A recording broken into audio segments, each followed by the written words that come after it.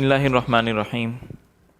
نحمدہ ونصلی علی رسولہ الکریم اما بعد فاعوذ باللہ من الشیطان الرجیم بسم اللہ الرحمن الرحیم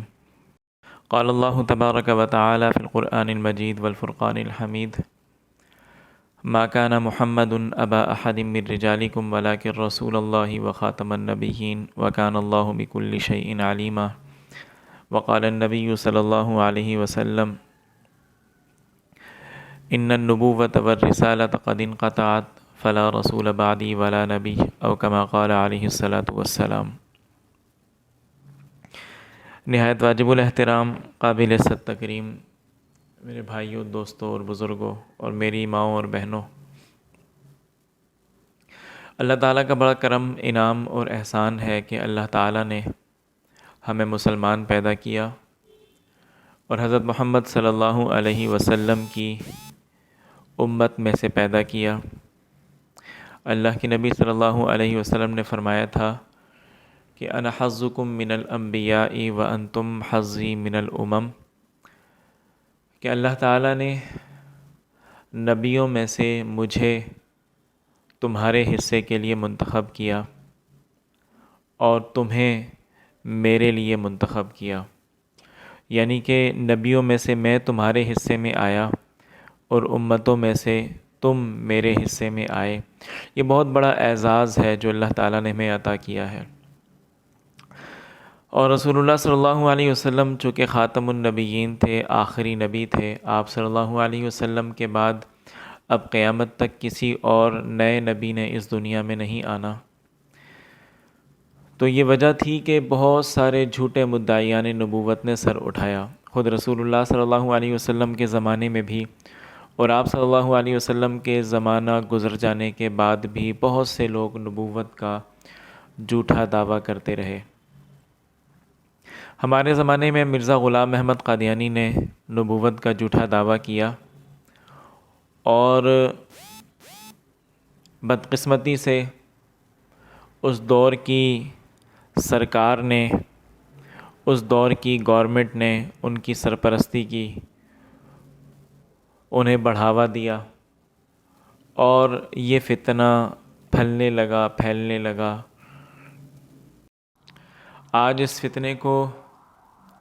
1 صدی سے زیادہ کا عرصہ گزر چکا ہے، لیکن آج بھی یہ فتنہ موجود ہے ہمارے درمیان میں اور لوگوں کو گمراہ کرنے کی کوشش بھی کرتے ہیں۔ لیکن الحمدللہ میرے آپ کے اکابر نے، ہمارے بڑوں نے اس فتنے کا تعاقب پہلے دن سے شروع کر رکھا تھا۔ ہر طرح کے حالات میں ہمارے بڑے، ہمارے اکابر میدان عمل میں اترتے رہے اور فتنہ قادیانیت کا تعاقب کرتے رہے۔ آج کا جو میرا موضوع ہے، میں جس عنوان پر بات آپ حضرات کے سامنے رکھنے جا رہا ہوں، وہ ہے فتنہ قادیانیت آئین اور قانون کی نظر میں۔ قادیانیت کا ایک حکم تو شرعی ہے کہ شریعت میں قادیانیت کے بارے میں جو فیصلہ ہے وہ تو ہم سب جانتے ہیں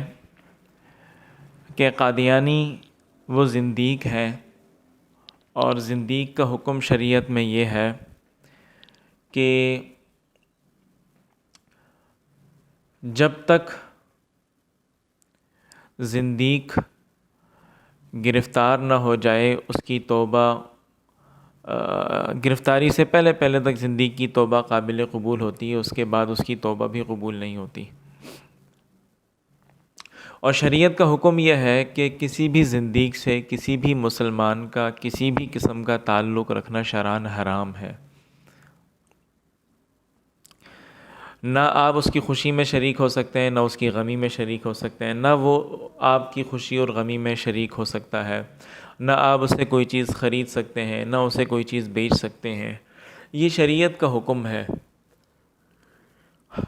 اس شرعی حکم کو پاکستان کے قانون کا حصہ بنانے کے لیے میرے آپ کے بڑوں نے بڑی قربانیاں دی ہیں،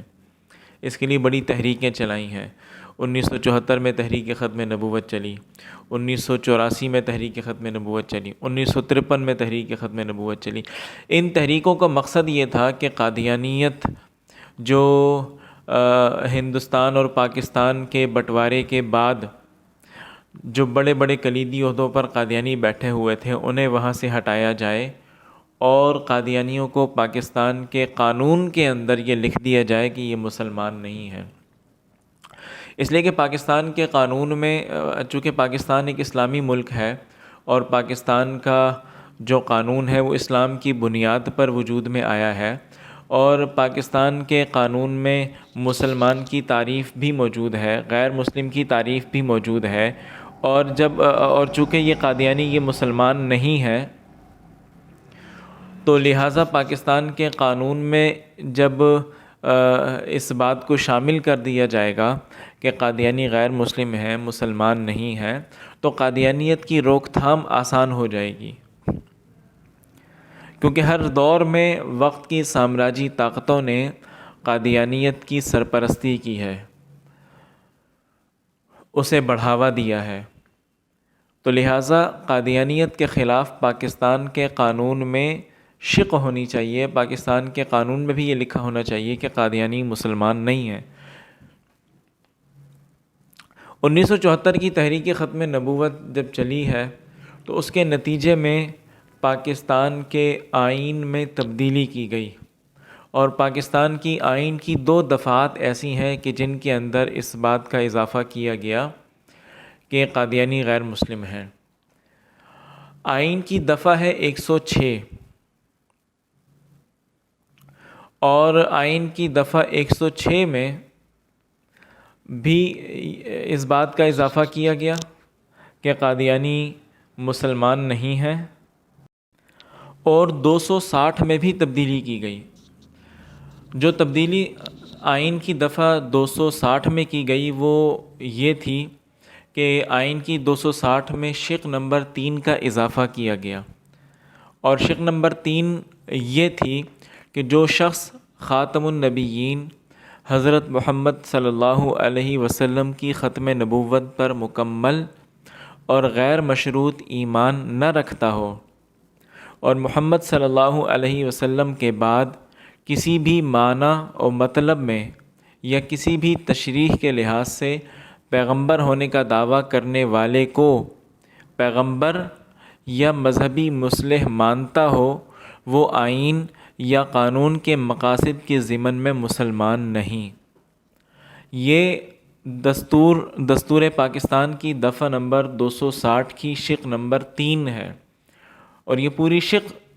آئین پاکستان میں شامل کی گئی، اور اس کے مطابق یہ کہا گیا کہ جو شخص خاتم النبیین کی ختم نبوت پر مکمل اور غیر مشروط ایمان نہ رکھتا ہو وہ مسلمان نہیں ہے۔ یا کوئی شخص ہو جو نبوت کا دعویٰ کرتا ہو اور اس کو کوئی آدمی پیغمبر مان لے یا مذہبی مصلح مان لے۔ مذہبی مصلح کا مطلب یہ ہے کہ وہ اسے مہدی مانے، مسیح مانے، ولی مانے، کچھ بھی مان لے، تو وہ شخص دائرہ اسلام میں شامل نہیں ہوگا۔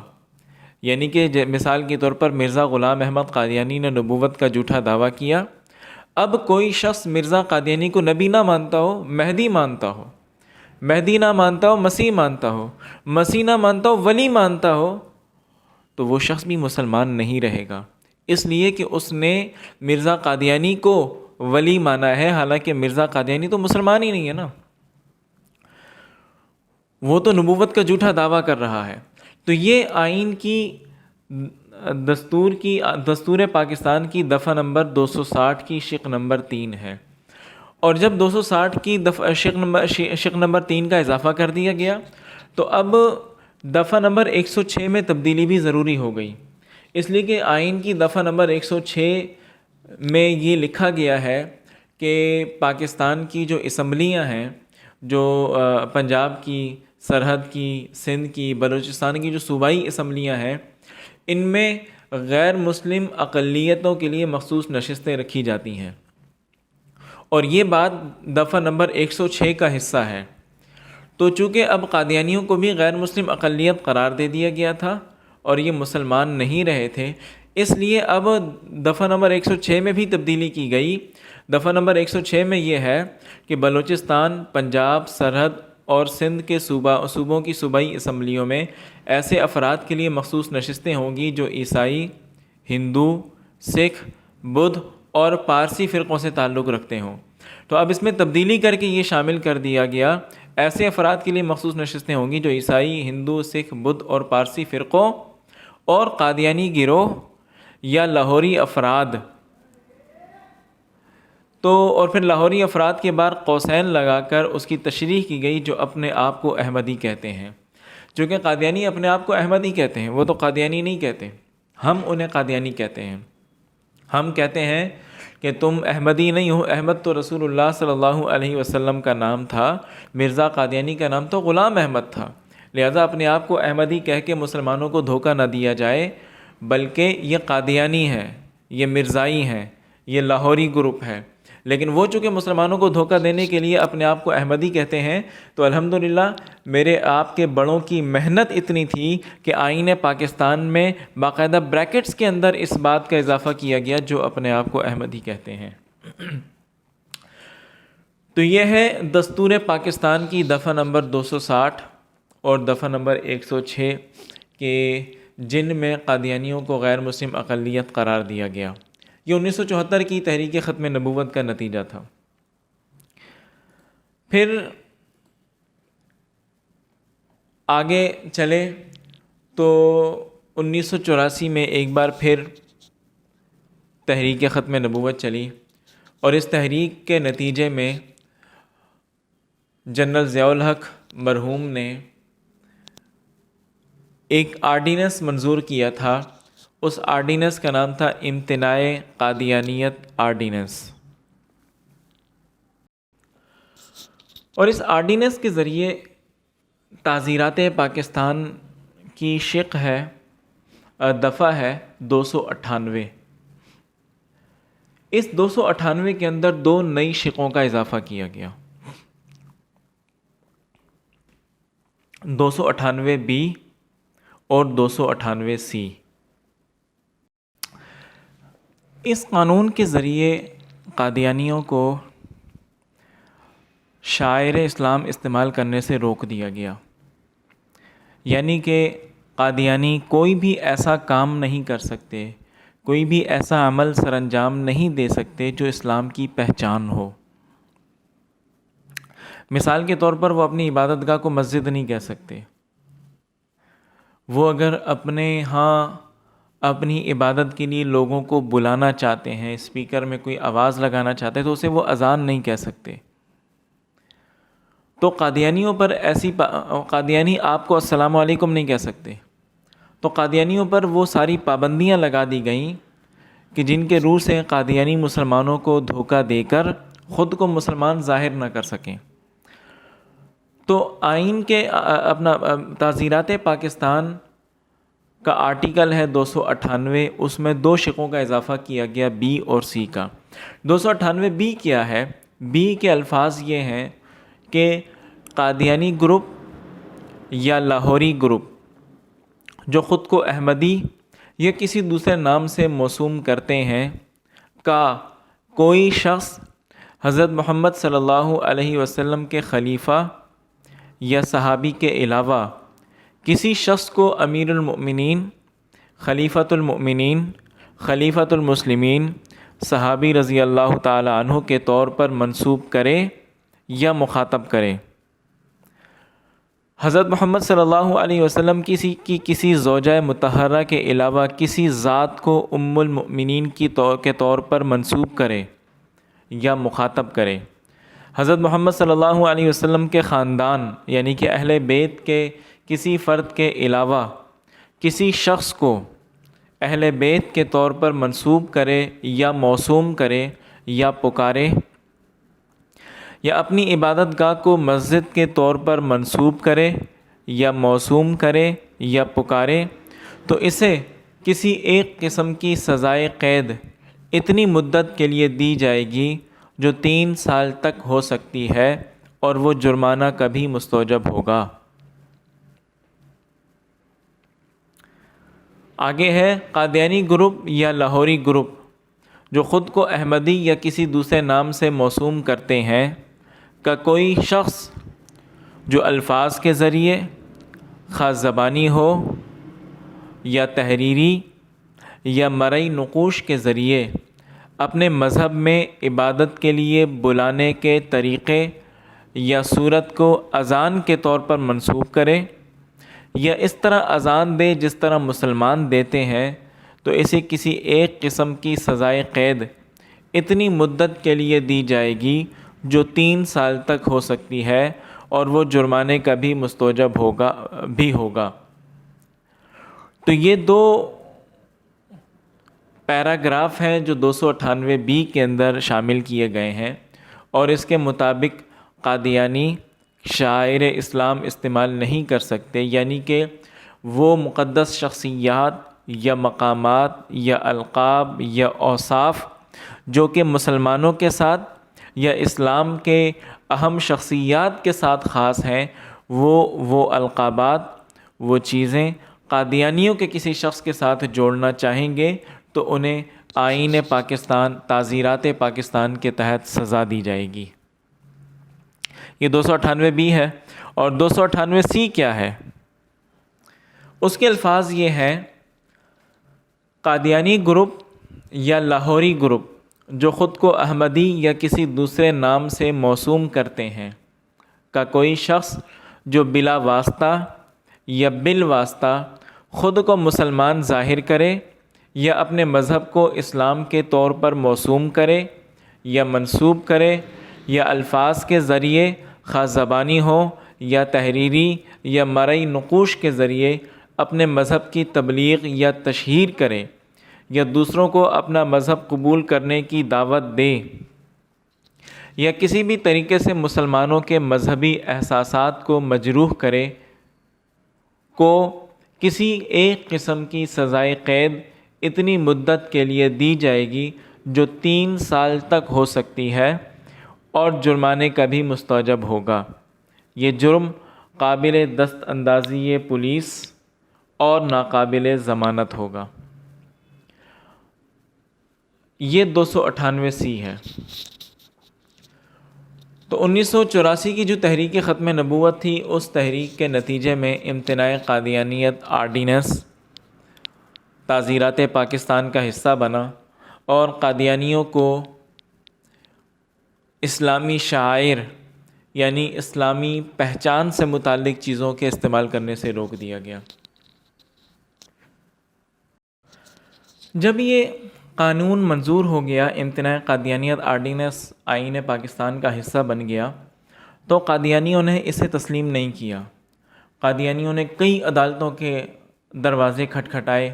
وفاقی شرعی عدالت بھی گئے، لاہور ہائی کورٹ بھی گئے، کوئٹہ ہائی کورٹ بھی گئے،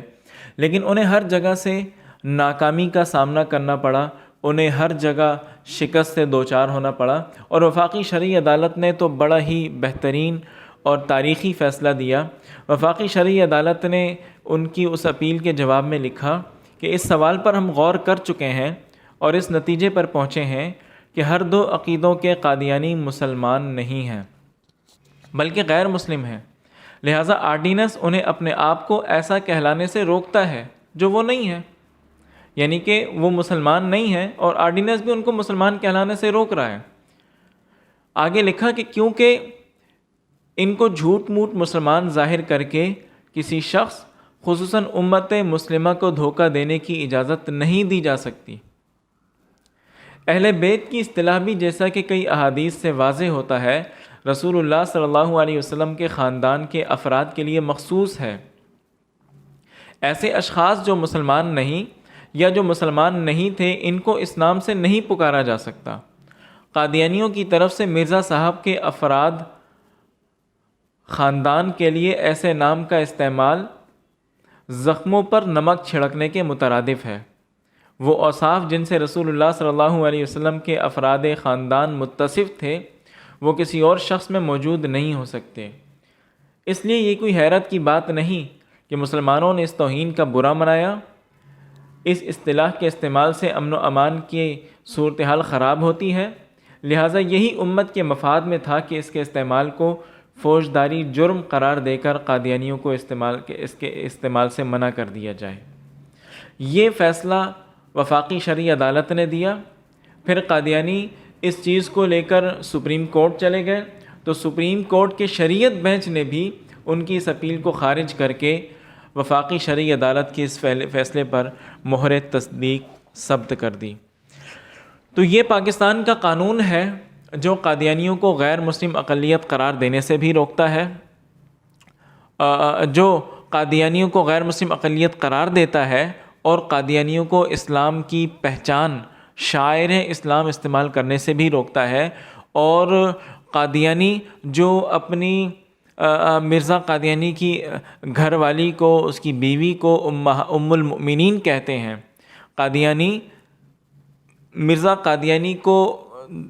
ماننے والوں کو، جنہوں نے مرزا قادیانی کو دیکھا، انہیں صحابہ کہتے ہیں۔ تو الحمدللہ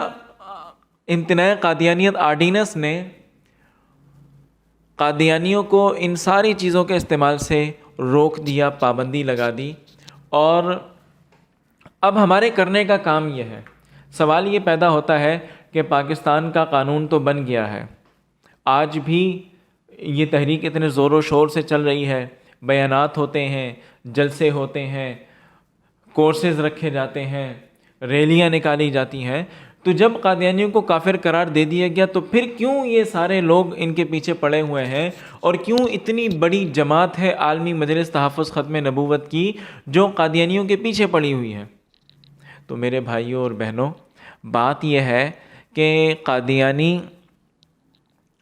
جب انہیں غیر مسلم اقلیت قرار دیا گیا تو انہوں نے اس فیصلے کو تسلیم نہیں کیا۔ قادیانی آج بھی پاکستان کے اس قانون کو نہیں مانتے۔ اگر اس روح سے دیکھا جائے تو قادیانی تو غدار بھی کہلاتے ہیں۔ جو آئین پاکستان کو نہ مانتا ہو، جو پاکستان کے دستور کو نہ مانتا ہو، وہ پاکستانی کیسا؟ وہ تو غدار کہلائے گا نا۔ خیر، میں عرض یہ کر رہا تھا کہ جس طرح پاکستان میں یہ قانون بنا ہوا ہے تو پاکستان میں تو چوری کا بھی قانون بنا ہوا ہے، کیا چوریاں ختم ہو گئیں؟ پاکستان میں ڈاکے کے خلاف قانون بنا ہوا ہے، کیا ڈاکے نہیں پڑتے؟ پاکستان میں قتل کے خلاف قانون بنا ہوا ہے، کیا قتل و غارت گری نہیں ہوتی یہاں پر؟ تو صرف قانون کا بنا دینا کافی نہیں ہوتا جب تک اس قانون پر عمل درآمد نہ کیا جائے۔ قادیانی اگر خود کو غیر مسلم اقلیت تسلیم کر لیں، قادیانی یہ کہہ دیں کہ ہم مسلمان نہیں ہیں، ہمارا اسلام سے کوئی تعلق نہیں ہے، قادیانیت ایک الگ مذہب ہے، تو جس طرح سے ہندو یہاں رہتے ہیں، جس طرح عیسائی ہیں، جس طرح دیگر غیر مسلم قومیں پاکستان میں بستی ہیں، ان کے حقوق بھی ہیں، سارا کچھ ہے، وہ سارے کے سارے حقوق قادیانیوں کو بھی حاصل ہوں گے۔ ہمارا تو جھگڑا یہاں پر ہے نا، قادیانی خود نہ اس قانون کو مانتے ہیں، نہ خود کو غیر مسلم تسلیم کرتے ہیں۔ پھر آج بھی آپ دیکھیں کئی جگہوں پر قادیانی موجود ہیں، ان کی عبادت گاہیں بنی ہوئی ہیں، وہ مسلمانوں کو گمراہ کرنے کی کوشش کرتے ہیں۔ تو ضرورت آج اس امر کی ہے کہ ہم جس طرح یہ قانون تو بن گیا، اب اس قانون پر عمل درآمد بھی کروایا جائے۔ قانون پر عمل درآمد تو خیر گورنمنٹ کرے گی، ہم اپنے طور پر اپنے مسلمان بھائیوں کو قادیانیت کے کفر میں مبتلا ہونے سے روک سکتے ہیں۔ ہم مسلمانوں کو بتا سکتے ہیں کہ قادیانیت کا اسلام سے کوئی تعلق نہیں ہے، قادیانی مسلمان نہیں ہے، لہٰذا ان سے بچا جائے۔ قادیانی آج بھی پس پردہ رہ کر، چھپ کر لوگوں کو گمراہ کرنے کی کوشش کرتے ہیں۔ اور دوسری بات، اس قانون سے ہم کیا فائدہ اٹھا سکتے ہیں؟ قانون سے ہم یہ فائدہ اٹھا سکتے ہیں کہ اگر کوئی ہمارے سامنے کوئی اس طرح کا واقعہ آ جائے کہ کوئی شخص ہو جو قادیانیت کی تبلیغ کر رہا ہو، ہم اس کے خلاف عدالت میں جا سکتے ہیں، ہم اس کے خلاف FIR درج کرا سکتے ہیں، تھانے میں جا سکتے ہیں کہ یہ شخص قادیانیت کی تبلیغ کر رہا ہے اور پاکستان کے قانون میں قادیانیت کی تبلیغ کی اجازت نہیں ہے۔ اگر کوئی قادیانی اپنی عبادت کو نماز کہتا ہے تو آپ اس کے خلاف عدالت میں جا سکتے ہیں۔ اگر کوئی قادیانی اذان دیتا ہے یا اپنے ہاں نماز کے لیے بلانے کے الفاظ کو اذان کہتا ہے، آپ اس کے خلاف تھانے میں رپورٹ درج کرا سکتے ہیں۔ یہ تو قادیانی ہے، اس نے کیسے اذان دی، اس نے کیسے اپنی عبادت کو مسجد نماز کہا؟ اس نے کیسے اپنی عبادت گاہ کو مسجد کہا؟ اگر کوئی قادیانی ہمارے سامنے نعوذ باللہ مرزا قادیانی کو کہ کسی پوتے کو خلیفۃ المسلمین کہتا ہے تو ہم اس کے خلاف عدالت میں جا سکتے ہیں کہ پاکستان کا قانون تو کہتا ہے کہ کسی بھی شخص کو خلیفۃ المسلمین یا امیر المؤمنین یا اس طرح کے القاب استعمال نہیں کیا جا سکتے۔